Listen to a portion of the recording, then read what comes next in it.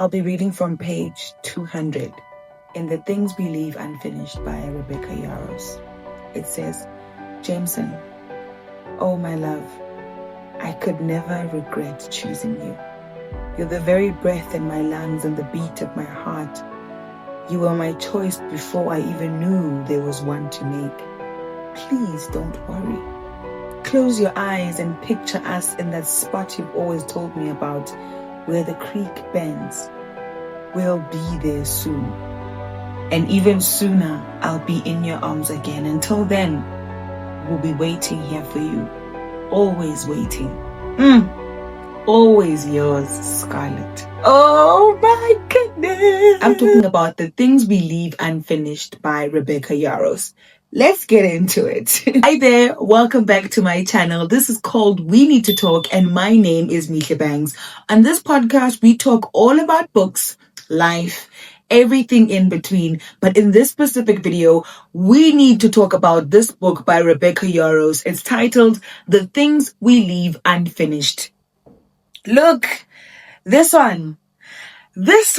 Oh, this one is going down in one of the best love stories I've ever read. Like, you know, when you think of a classic love story, it's that. Like, and I'm not exaggerating, guys. Like, I want you to pick it up. If you are a lover of romance, if you are a lover of love and you know, pure love and honest love and like a love that is uncomplicated, but also a love that will break your heart, then you need to get into this book. I am going to preface this video by saying that there will be spoilers. So if you have not read it yet and you don't want spoilers, this is not the video for you. I'm sorry, but please do read it and then come back to this because I love to yap about this book because I am here for it. Let's get into what this book is actually about.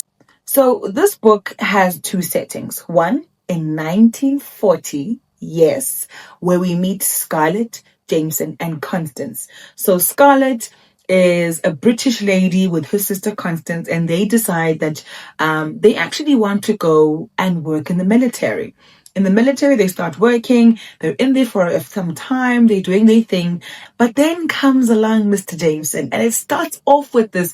What I really loved about this book was you didn't have to wait for it to get there. Like, within the first few pages of the book, I already knew, but oh, wow. The romance is romancing because from the time Jameson meets Scarlett, he's like, I knew. There's something he knew in his body and how they start to meet and they start like hanging out. I'm like here for it. How they start falling in love. They get married pretty soon. But in this book, Jameson is a pilot. He's American. And he's a pilot. And because it's in the times of the war versus Germany and all those things happening, and they're fighting for their country, they're actually trying to protect Britain in this case initially. And then you get into it and you realize that his job is not safe. Every day someone is passing away because they're also a pilot. They're getting bombed. They're getting shot. It's a war. These two are basically falling in love in a war zone. It's a war zone. It's a paradise. So that's how we meet Scarlett, Jameson, and Constance. On the other side, we first meet Georgia and Noah. Georgia and Noah meet in a bookstore. We soon realize Georgia grieving the loss of two people. One, her late grandmother, and secondly, her ex-husband, who she's now divorcing. He's alive, but it's a complicated situation. And he's a famous guy. The divorce was all in the papers. Everyone knows about it. So she's really heartbroken about it. So she goes back to her hometown looking for some solace. And there she meets Mr. Noah. Noah's at a bookstore. You know, it's a nice little meet cute. Them finding each other and finding each other through, you know, books and literature. Noah's very successful. And Georgia's not too far behind. She's built her own thing. But the only problem is she's getting a divorce from someone that was treating her horribly for quite a few years. So she gets home and she realizes her mother's back home. She doesn't have a good relationship with her mother either. But she gets home and she realizes, oh, her mother actually was making a deal to get one of the unfinished books from her grandmother finally finished off and written so that her mother can actually get the rewards to it and get the money for that. But as you continue, Georgia agrees to this for some reason, and soon she starts rewriting this book with, guess who? Noah. And there we get them starting their relationship. At the beginning, they're butting heads quite a lot, but in their internal dialogue, you can tell that there's chemistry there.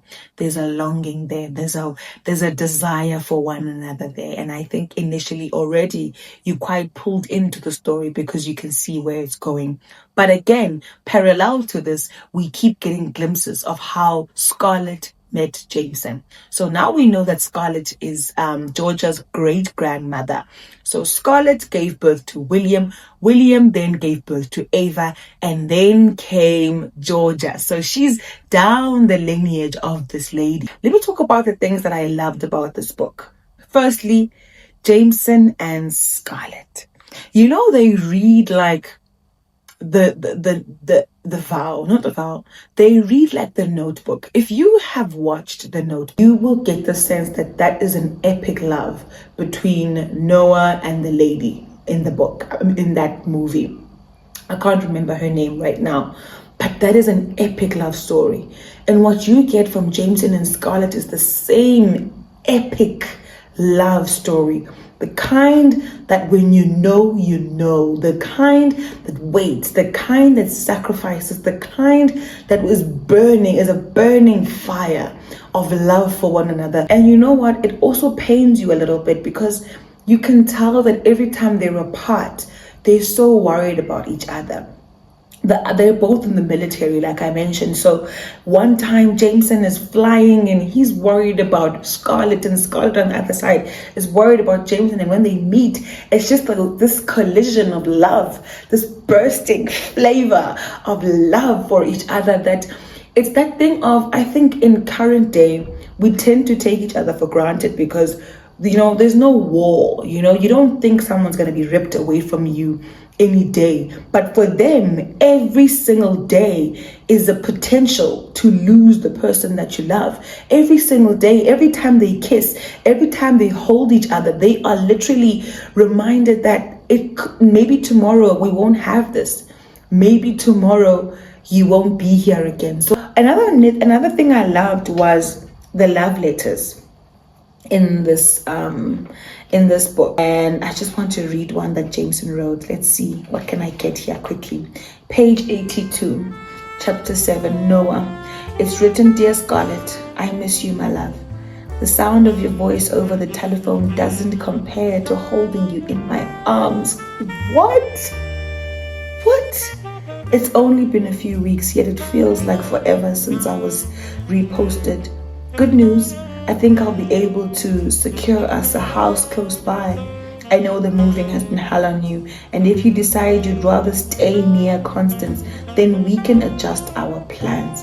You've given up so much for me already, and yet here I am, asking you to do it all over again.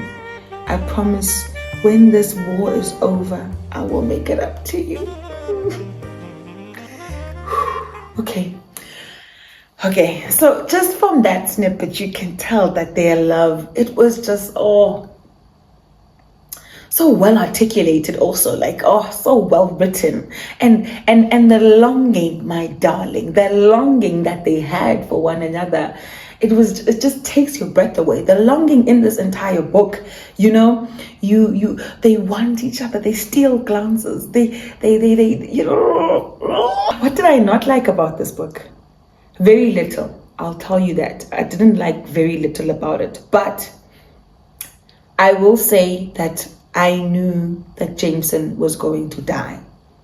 I knew because obviously in the present day, we know that Scarlett remarried a guy named Brian, but throughout the entire book, you don't really know what's going on and what happened until you get there. So I still wasn't ready when I got to that part. When I got to it, let's actually see. Let me track back over here. It's also in the last moments together where I started to actually feel like, okay, I'm panicking.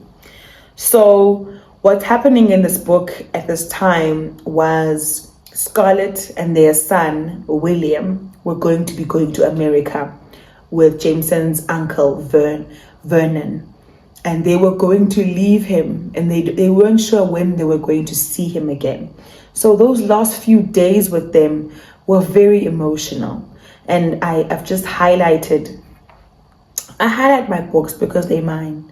And one day I want to reread, and I want to know what I thought was valuable for me at that time. Sometimes I want to pick up a book and I just want to skim through it. And then when things are highlighted, I feel like, oh, it's quick. It's easy for me to say, oh, there it is. So I highlighted this page on page 347, and I say, I'll wait for you forever, she promised. Will you be okay here without me? No, he answered softly. I won't be okay until I'm with you again. You're taking my heart with you, but I will live. And that was the last time they were together, the last time that they made love, the last time he kissed their son. Because literally in the next few pages after that, his plane goes down. And you get this part where he says, in that side, he says, Howard, tell Scarlett I love her. I can't tell you the tears I was crying as I was reading this part.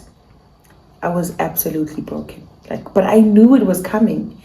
It's just a testament to that. Even when sometimes you know that you're going to lose someone, you're never prepared. Because I think she was preparing for this from the time she met him. And she said that I do not date people who are in this work because she knows that they can die. And then he dies. And then oh my goodness. But then comes the plot twist. Jameson dying was not the plot twist for me. It was not the plot twist, not by a chance. So as I'm at that point, I'm like, okay, the only thing left in this book was for, the releasing of the book, Noah and Georgia's storyline on the other side, all that, right? And then, boom, I'm like, what is Noah talking about when he says, I think, she was lying to her? I'm like, what's going on? And then it happens. I realized that Scarlett is not Scarlett. Scarlett is Constance, and Scarlett died. You guys, when that realization hit me, and I realized that Jameson and Scarlett were together, I lost it.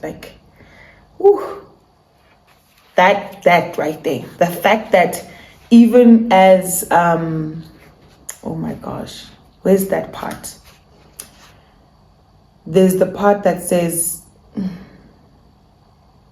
on page 399, she says, thank you, Scarlett. Thank you, Scarlett whispered, gazing at William. We love you. It's like, who's we?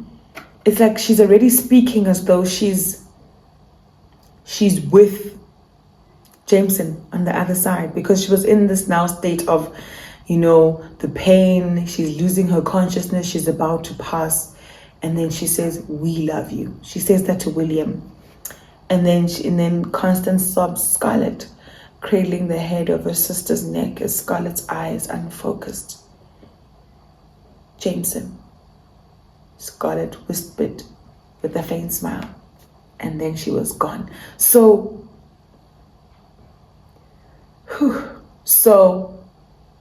she is losing her focus. She's losing her consciousness. And then she says, we love you. And then she smiles. She's at peace because she's with her Jameson on the other side. And she knows that her baby is well taken care of by her sister on this side. Jameson and Scarlett ended up together. What? Oh, that part. I will never say I didn't love it. I loved it. I'm sorry. I don't know why I put it in the pile of things I didn't like. I loved it. I actually think it took my breath away. I never saw it coming. It just took the love story to a whole new level. And it made Constance Constance ended up leaving that abusive husband of hers and her parents that weren't valuing her. Man, oh my gosh, final thoughts is I absolutely love this book. This was a 5-star for me. A 5-star, and I'm not overthinking it. I'm not gonna overly criticize it. I have actually nothing to criticize. I enjoyed the story. I read for pleasure. I read for enjoyment. I read to just feel good and to take myself into a whole new realm and to learn. This book did that. It made me cry. It broke my heart where it needed to. It took me on a journey. It reminded me of pure love. It made me a better lover. I feel like I've just learned so much about being an intentional wife, an intentional mother, and knowing that nothing is promised and we have to value the people around us as much as possible. So yes, 5 stars from me. I loved it. Did you read it? What were your thoughts? What did you think about what I had to say about it? This was actually recommended to me by a TikToker named Kanye, and I loved the way she spoke about this book. So I was like, let me try it because I'm a lover girl. I loved this book, guys. I loved it. 5 stars. If you're interested in getting it, please don't go buy it. You can get it anyway. I got mine at Bargain Books. It was 200 Rand, which is actually a bit cheaper than most books lately. I'm sure you can get it secondhand or things like that because Rebecca Yarros is quite a popular author. So yes, that is me. Thank you so much for watching. I really appreciate it. If you got something from this, please don't forget to subscribe, to like it, to share this platform, share the content. If you're into books, I really think books are so much fun, guys. I don't know, people who don't read stress me. Try and read, and if you aren't a reader, try and read this one. I promise you, if you're into romance, try this one. I guarantee that you'll have something to think about at the end of it. But for now, this is Misha Thanks. Thank you so much for watching and getting to this part. I really do appreciate you. Please do subscribe. Trying to be more consistent and grow this platform and see where it goes. Thank you so much for being on this journey. I appreciate you. See you next time on the next video. Bye.